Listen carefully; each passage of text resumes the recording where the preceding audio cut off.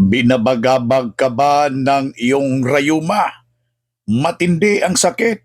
Ito, makakatulong para sa kanyang pamamaga.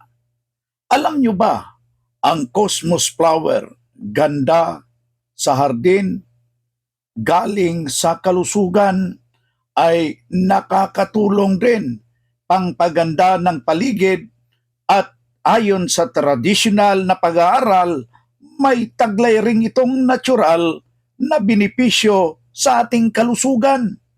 Nakakatulong para sa pamamaga ng mga gilagid, gayon na rin ang pamamaga ng binti sa mga dugtungan dahil sa rayuma. Ito ang ilalaga yung balisyam na bulaklak sa 1 litrong tubig at yan ang gawing pangti